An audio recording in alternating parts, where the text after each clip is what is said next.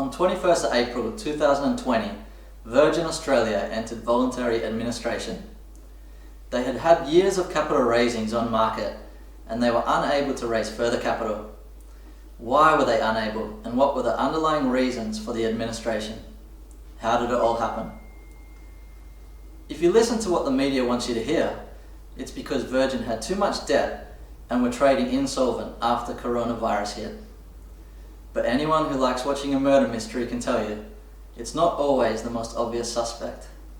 In the case of Virgin, the most obvious reasons of debt and unprofitability overshadow the real reasons it went into administration. To find out why, you need to follow the money. First, let's look at what happens when other big companies go into administration.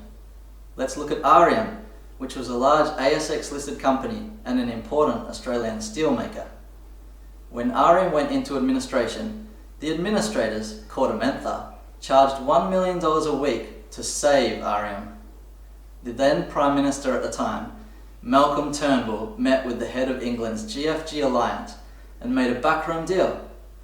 Later that month, Arrium was sold by the administrators to GFG Alliance at a price of $700 million. Earnings before interest and tax at that time were $400 million per year. The sale price was not formally publicised. In fact, Mentha applied to the regulator for a waiver so they wouldn't have to make public the sale price. Arrium was a classic example of the exchange of wealth which occurs from mum and dad investors to advisors and insolvency firms, with mums and dads left with nothing. Malcolm Turnbull previously worked with Goldman Sachs, a leading advisory firm that makes fortunes from advising roles when companies go into administration and when they are relisted on the ASX. If media are to be believed, the GFG Alliance plans to relist parts only of the Arrium businesses back on the Australian Stock Exchange for $1 billion. All this shows how lucrative it is for the new owners of the company and the administration partnerships which charge $1 million a week. There is of course more to the Arrium story. Arrium was forced into administration. It's all to do with algorithms, algorithm trading, and share price manipulation.